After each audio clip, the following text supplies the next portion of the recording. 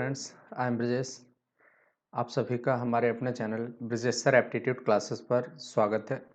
दोस्त, आज हमने नंबर सिस्टम की बात की है। अभी तक मैंने पिछले कुछ एक वीडियोज़ में प्रीवियस ईयर के कुछ सेट मैंने कराए थे। आगे भी ये कंटिन्यू रहेगा, लेकिन कुछ एक व्यूज़ कम आ पा रहे हैं, उसकी वजह से मैं अभी थोड़ा सा डिले कर रहा हूँ। लेकिन फ़िलहाल आपको मीन्स जो प्रीवियस ईयर के पेपर हैं वो कंटिन्यू बेसिस पर मिलते रहेंगे। तो आज हमने नंबर सिस्टम के कुछ ऐसे क्वेश्चंस लिए हैं जो पिछले एग्जाम्स में पूछे गए क्वेश्चंस हैं। सबसे पहला क्वेश्चन हमारे सामने प्रस्तुत है दोस्त। 24 आम के पेड़, 56 सेब के पेड़, ये कुछ पेड़ हैं, ठीक है ना। 24 आम के पेड़ हैं, 56 आपके किसके हैं, सेब के पेड़ हैं।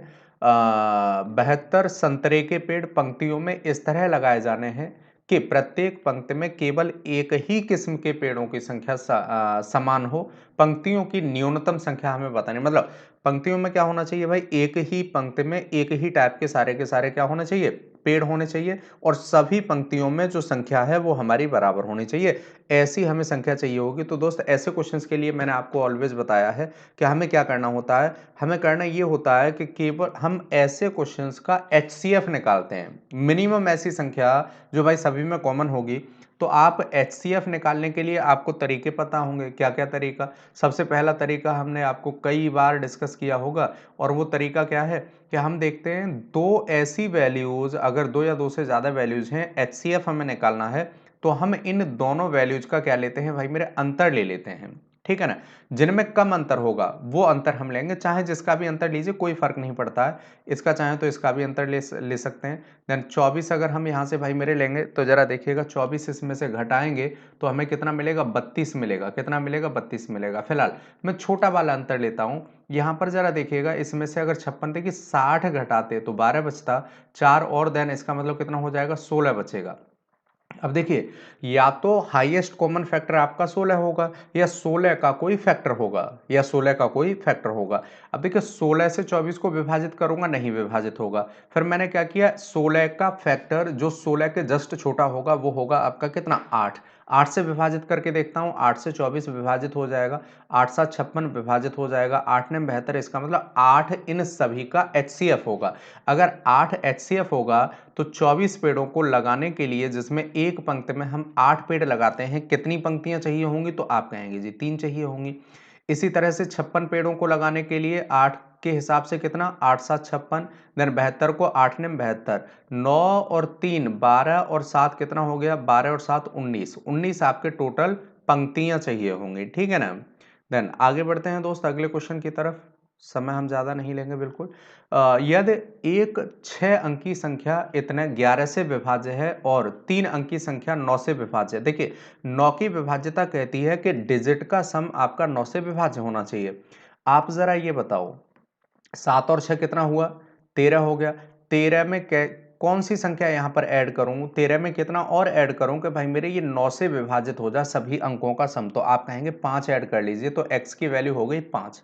अगर हम बात करते हैं इसकी, तो जरा देखिएगा, अल्टरनेट डिजिट का जो डिफरेंस है, अल्टरनेट डिजिट का जो डिफरेंस है वो ऑलवेज या तो 0 होना चाहिए या 11 का कोई मल्टीपल होना चाहिए। माइनस का 11 हो जाएगा, चलेगा, कोई बात नहीं।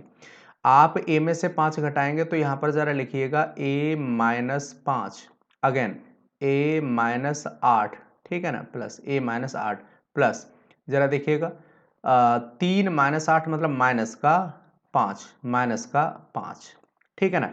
तो आप यहां से देखेंगे, देखिए -5 और -5, 10 और 8, 18 हो गया। 2a माइनस 18, या तो ये 0 के बराबर होना चाहिए या 11 के बराबर होना चाहिए। तो मैं 0 के बराबर लिख लेता हूं। 0 के बराबर लिखेंगे तो यहां पर भाई मेरे ये 18 आ जाएगा। 18 को जैसे ही 2 से विभाजित करेंगे तो a की वैल्यू आपकी कितनी आ जाएगी, 9 आ जाएगी। अब देखिए, a की वैल्यू 9 है और b की वैल्यू कितनी है, 5 है। तो a की जगह हम 9 रखेंगे, b की जगह 5 रखेंगे, 10 हो जाएगा 19, फिर से आपका सही आंसर होगा, ठीक है ना। किसी को कोई डाउट नहीं। देन अगले क्वेश्चन पर आ जाते हैं दोस्त। अगला क्वेश्चन हमारे सामने प्रस्तुत है, क्या है, यदि 4a 88 से विभाजित है, तो बताइए जरा 2a इंटू बी का अधिकतम संभावित मान क्या होगा। अधिकतम मुझे मान चाहिए होगा, ठीक है ना। 2a इंटू बी का अधिकतम मान, आप मुझे ये बताओ, जरा गौर से देखो और मुझे ये बताओ।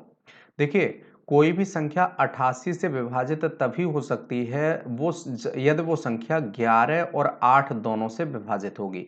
8 की विभाज्यता कहती है कि ये जो डिजिट है टोटल, ये कितनी होनी चाहिए? ये होनी चाहिए दोस्त 8 से विभाजित। 3 डिजिट आखिरी के, जो 3 डिजिट से बना हुआ नंबर है, ये 8 से विभाजित होना चाहिए। देखिए वैसे तो 640 भी आपका विभाजित है, लेकिन मुझे अधिकतम कहा है। 640 यहां पर हो जाता तब भी क्या हो जाता?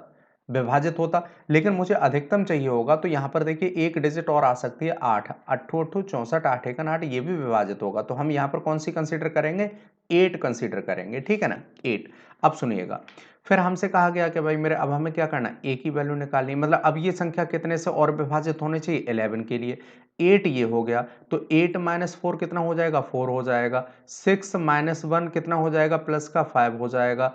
3 माइनस ए प्लस का 3 माइनस ए हो जाएगा, और अगेन प्लस 4 माइनस 0, ठीक है ना। यहाँ 0 हम लगा लेंगे अगर डिजिट एक और नहीं है, कोई दिक्कत नहीं है। देन आप यहाँ से जरा गौर से देखिए, 4 और 4 8 और 5 कितना हो गया? 8 5 13, 13 और 3 16 हो गया साहब। 16 में से क्या घटाऊं कि या तो ये संख्या 0 बन जाए और या ये 11 का मल्टीपल बन जाए, मतलब 11 बन जाए। तो देखिए यहां पर 0 तो बन नहीं सकता, क्यों? क्योंकि एक डिजिट का ऐसा कोई नंबर नहीं है जो 16 के बराबर हो। तो यहां पर हम क्या कर सकते हैं? 5 लिख सकते हैं, 5 लिख सकते हैं। 5 हमने लिख लिया, मतलब ए की वैल्यू 5, बी की वैल्यू 8।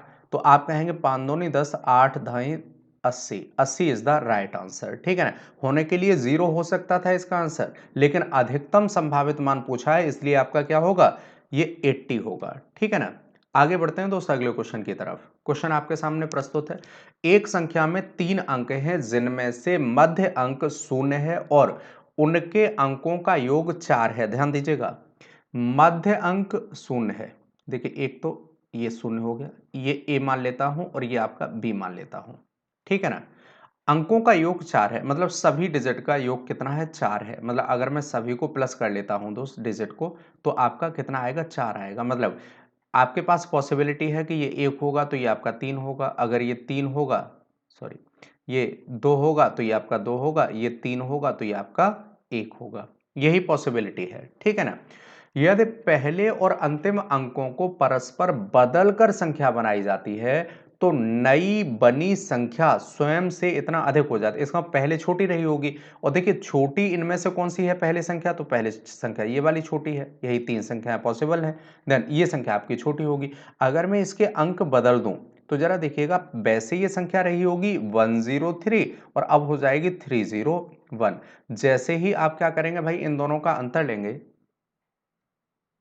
एक मिनट, परस्पर बदलकर संख्या बनाई जाती है, तो नई बनी संख्या स्वयं से इतने अधिक हो जाती है, स्वयं से इतना अधिक हो जाती है। तो पहले और अंतिम अंकों के बीच का अंतर क्या होगा? पहले और अंतिम अंक के बीच का अंतर क्या होगा?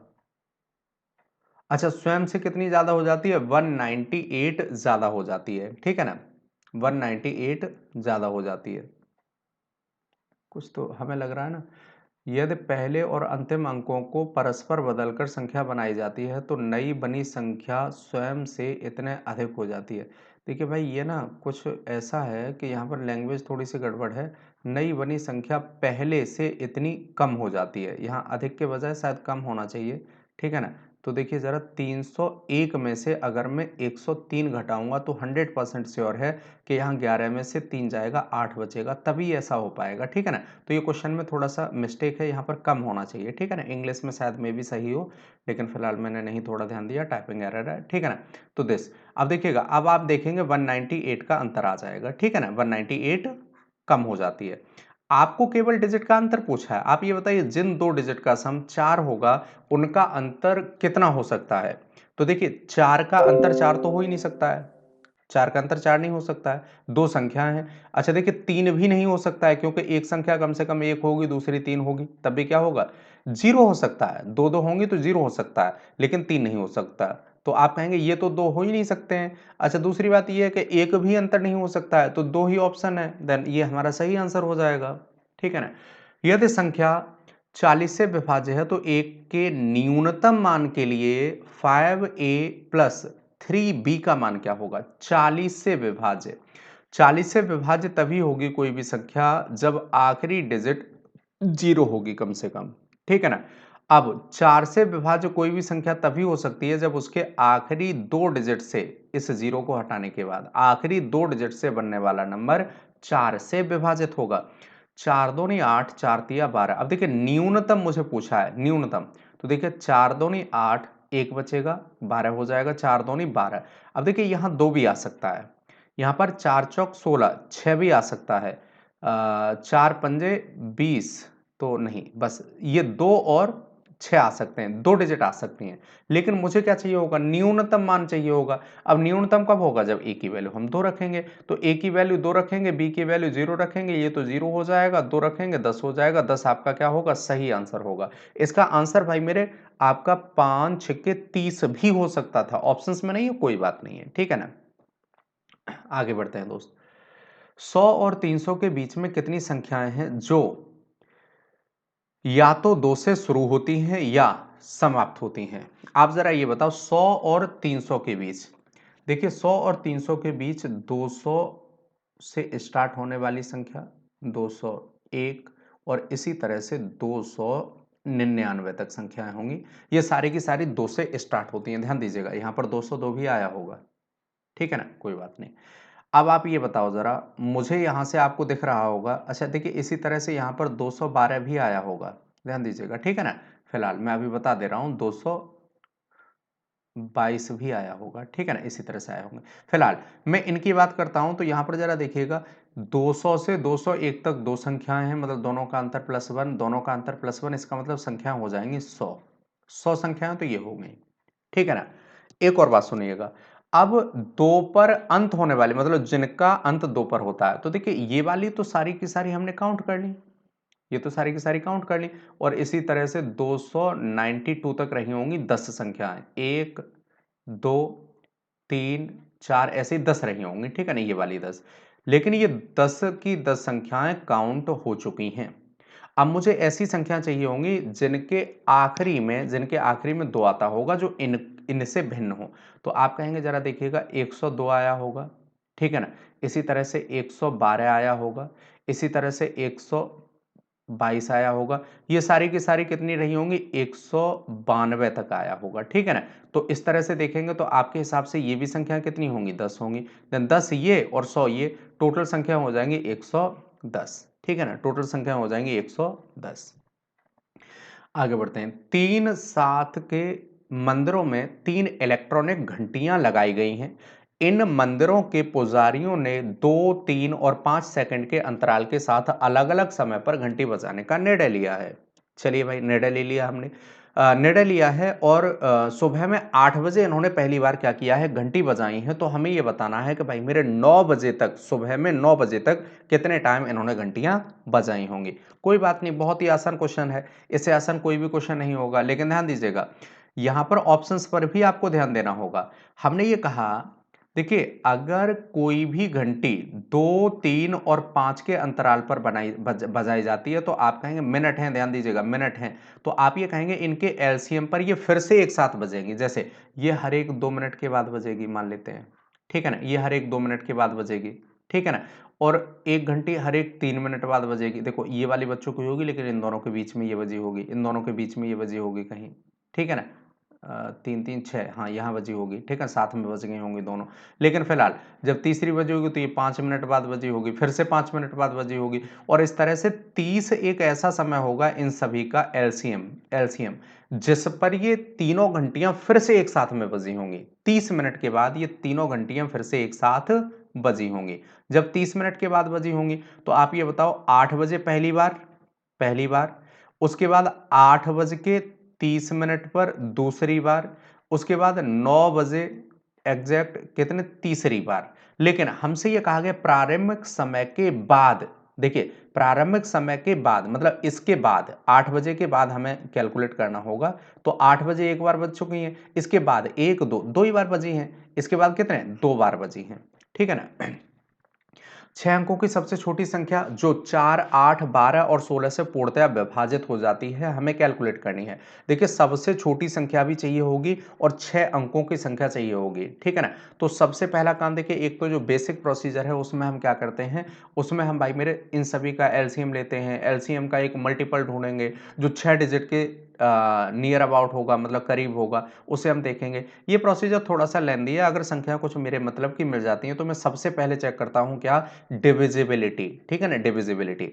आप ये बताओ 8 से कोई भी संख्या तभी विभाजित होती है जब उसके आखिरी 3 डिजिट से बना हुआ नंबर 8 से विभाजित होता है। तो आप देखिएगा यहां पर देख पा रहे होंगे, ये वाली संख्या कैंसिल आउट हो जाएगी, ये वाली संख्या कैंसिल आउट हो जाएगी, दो संख्या मेरे पास बचेंगे। छोटी संख्या मुझे चाहिए होगी, इसका मतलब मैं सबसे पहले चेक करूंगा कौन सी संख्या को, छोटी संख्या को, ठीक है ना, क्योंकि यहां पर क्या है, सबसे छोटी संख्या पूछी है, तो छोटी संख्या ये वाली है, मेरी प्रायोरिटी रहेगी सबसे पहले मैं इसे चेक करूं। एक और बात, हमने ये कहा देखो भाई यहां पर 12 है और 12 का मतलब है ये है 4 इंटू 3। अब देखिए यहां 4 वाले में 8 वाले में 4 वाली कंडीशन आ गई, लेकिन 3 वाली कंडीशन ये होती है कि डिजिट का सम 3 से विभाजित होना चाहिए। आप जरा गौर से देखो, 3 से विभाजित है, बिल्कुल विभाजित है। अच्छा 16 के लिए क्या है, 4 डिजिट से बना हुआ नंबर कितना, 4 डिजिट से बना हुआ नंबर भी कितना होना चाहिए, 16 से विभाजित होना चाहिए। यहां पर भी 4 डिजिट से बना हुआ नंबर 16 दूनी 32, ये भी विभाजित है और ये भी विभाजित होगा। तो आप कहेंगे देखिए संख्याएं तो दोनों शायद में भी विभाजित हों, लेकिन मुझे छोटी चाहिए होगी, तो यही मेरा आंसर हो जाएगा, ठीक है ना। आगे बढ़ते हैं दोस्त। एक बॉक्स में कुल 32 किलोग्राम भार वजन कर सकता है। कैंडियों को बॉक्स के अंदर पैक करना होगा यदि प्रत्येक कैंडी का भार हमें 20 ग्राम दे रखा है। आप ये बताओ 32 किलोग्राम का मतलब हो गया, 32 किलोग्राम को ग्राम में कन्वर्ट करेंगे तो 1000 का गुणा करना पड़ेगा ग्राम में कन्वर्ट करने के लिए। और जबकि एक कैंडी का वजन कितना है, 20 ग्राम है, तो आप 20 से विभाजित कर लीजिए, एक जीरो से जीरो कैंसिल आउट हो जाएगा। आप कहेंगे जी 1600 हमारा सही आंसर होगा, ठीक है ना। आगे बढ़ते हैं दोस्त अगले क्वेश्चन की तरफ। छात्रों की वह अधिकतम संख्या ज्ञात कीजिए जिनके बीच 1001 और 910 पेंसिल इस प्रकार वितरित की जा सकती हैं कि प्रत्येक छात्र को समान संख्या में पेन और समान संख्या में पेंसिलें मिले। देखिए दोनों का समान संख्या होना जरूरी नहीं है, लेकिन जितने पेन मिलेंगे सभी को उतने ही उतने पेन मिलने चाहिए, जितनी पेंसिल मिलेंगी सभी को उतनी ही उतनी पेंसिल मिलनी चाहिए। मान लेते हैं मेरे पास 6 पेन होते, 2 पर्सन्स हैं और 4 पेंसिलें होती, तो मैं दोनों को 2-2 पेंसिल दे देता और 3-3 पेन दे देता, ठीक है ना। तो आप इस तरह से समझ सकते हैं, चाहे जितने मिले लेकिन कम से कम दोनों को, जो सारे के सारे स्टूडेंट हैं उनमें बराबर पेन और बराबर पेंसिल मिलनी चाहिए। तो हम ऐसे क्वेश्चंस में ऑलवेज इन दोनों का हम क्या करते हैं भाई मेरे, HCF निकाला करते हैं। HCF अगर हम लेंगे HCF, तो जरा देखिएगा HCF क्या होगा, इन दोनों का अंतर हो जाएगा 91।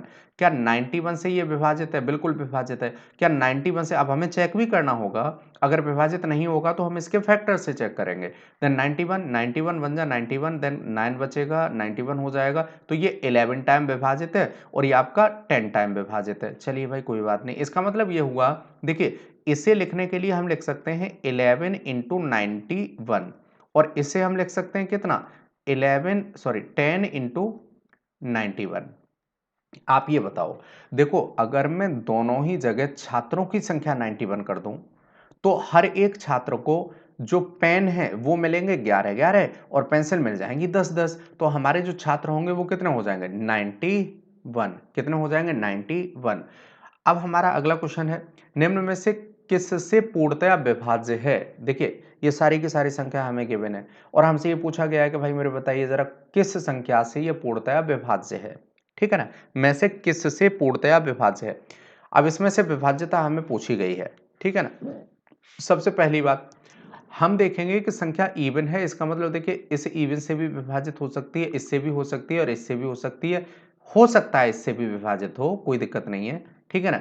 लेकिन भाई इनसे तो सभी से विभाजित हो ही सकती है। चलिए भाई दूसरी बात, हमें जहां भी 3 या 9 दिख जाएगा तो सबसे पहले हम 9 की बात करेंगे। देखिए यहाँ 18 है, 2 से विभाज्य होगा, बिल्कुल होगा। अगर मैं इसे देखूं तो 2 और 9 से ये विभाजित होना चाहिए।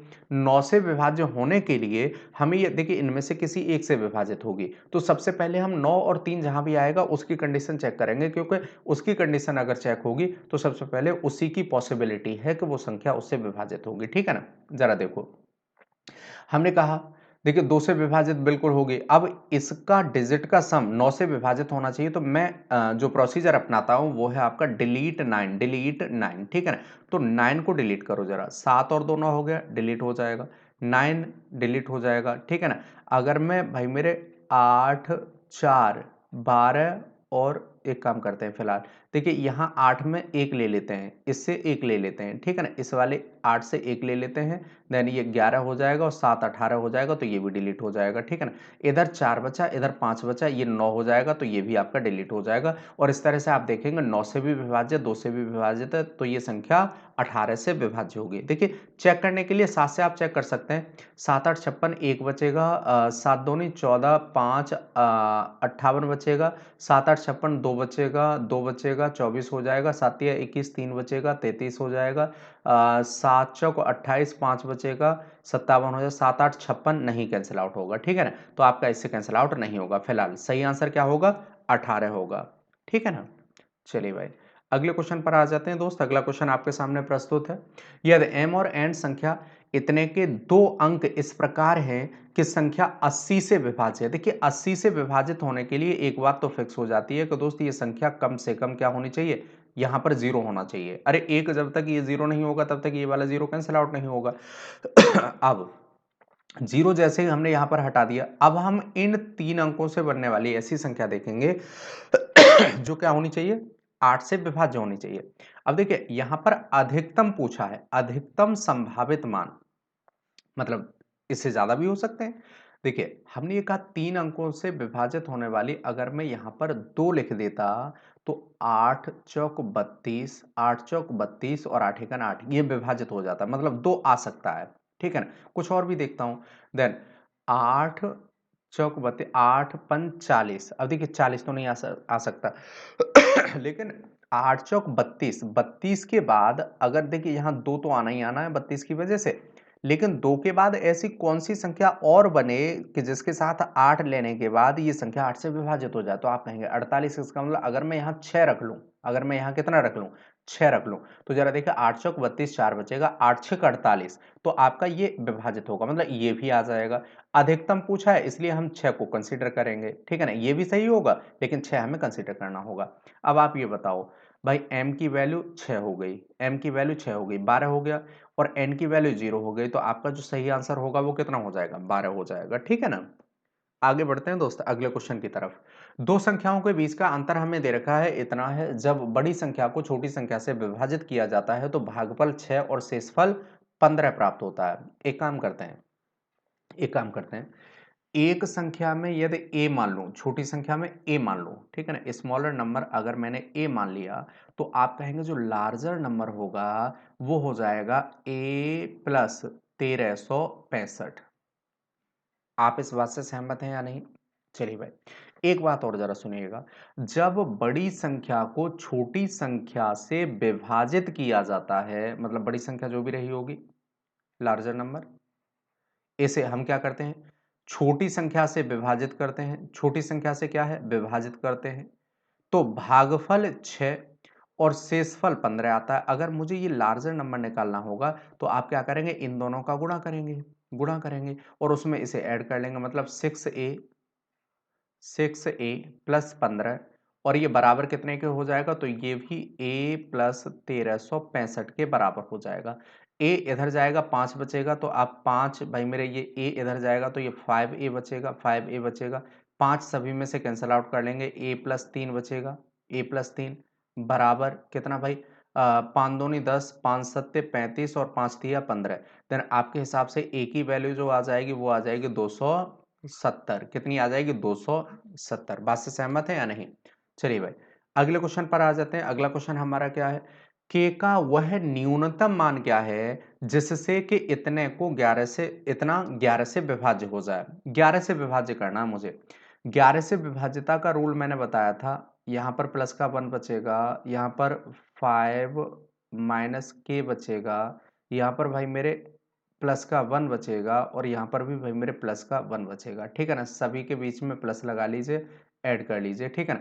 ऐड करेंगे तो आपको 5 और 1 6 7 8, मतलब 8 माइनस के मिलेगा, और 8 माइनस के या तो 11 का कोई मल्टीपल होना चाहिए या 0 होना चाहिए, तो k की वैल्यू कितनी हो जाएगी? 8 हो जाएगी। k की वैल्यू कितनी हो जाएगी? 8 हो जाएगी। तो सही आंसर आपका कितना हो जाएगा? 8 हो जाएगा। आगे बढ़ते हैं दोस्त। एक क्लास में 120 चॉकलेट का वितरण किया जाता है यदि छात्रों की संख्या चॉकलेट की संख्या की 1/4 है। अब ध्यान दीजिएगा, हमने ये कहा 120 चॉकलेट है, 120 चॉकलेट है, ठीक है ना। एक बात और इन्होंने कही है कि 120 भाई साहब जो चॉकलेट है ना, इनमें 120 चॉकलेट की अगर हम बात करते हैं तो इनका 1/4, 1/4 मतलब 30 क्या है? स्टूडेंट्स हैं, स्टूडेंट्स, ठीक है ना, स्टूडेंट्स हैं। और लड़कों की संख्या लड़कियों की संख्या की दोगुनी है। मतलब अब स्टूडेंट्स में बॉयज और गर्ल्स की बात करते हैं तो लड़कों की संख्या लड़कियों की संख्या की दोगुनी है। इसका मतलब ये 3 30 के बराबर हो जाएंगे, तो लड़के हो जाएंगे 20 और लड़कियां हो जाएंगी भाई मेरे 10। ठीक है ना। ये तो हो गए बॉयज और गर्ल्स, बात से सहमत है। यदि प्रत्येक लड़की द्वारा प्राप्त चॉकलेट की संख्या प्रत्येक लड़के द्वारा प्राप्त चॉकलेट की संख्या की दोगुनी है, तो प्रत्येक लड़के द्वारा प्राप्त चॉकलेट की संख्या हमें बतानी है। मतलब मैं ये मान लेता हूं बॉयज और गर्ल्स को मिलने वाली जो चॉकलेट है, ठीक है ना, चॉकलेट जो है उसकी अगर हम बात करते हैं तो आप जरा ये बताओ कि चॉकलेट की अगर हम बात करते हैं तो लड़कों को क्या है, लड़कियों की सॉरी, प्रत्येक लड़की द्वारा प्राप्त चॉकलेट की संख्या प्रत्येक लड़के द्वारा प्राप्त चॉकलेट की संख्या की दोगुनी है। लड़की को 2x चॉकलेट मिलती है तो लड़के को कितनी मिलती है? केवल x चॉकलेट मिलती है। आप ये बताओ टोटल चॉकलेट फिर कितनी हो जाएंगी? लड़के को x और लड़की को 2x, इन दोनों का अगर गुणा कर लें तो आप कहेंगे जी 20x यहां से चॉकलेट में बट जाएंगी लड़कों में, और ये बट जाएंगी भाई मेरे 20x। तो 40x की जो वैल्यू है वो 120 है, तो आपको जो x की वैल्यू मिल जाएगी वो मिल जाएगी 3। तो प्रत्येक लड़के को कितनी चॉकलेट मिलनी मिलनी चाहिए? 3। कितनी मिलेंगी? 3। बात से सहमत है? तो इस तरह से आपका ये भी क्वेश्चन फिनिश। और आज में भी इतने ही क्वेश्चंस हैं, 15 क्वेश्चंस हैं, 15 क्वेश्चंस हम लोगों ने डिस्कस किए। आप सभी अगर कोई भी चैनल पर न्यू है तो वो चैनल को सब्सक्राइब करना ना भूलें। आप सभी का बहुत बहुत धन्यवाद। अपना और अपनों का ख्याल रखिए। Bye bye, take care.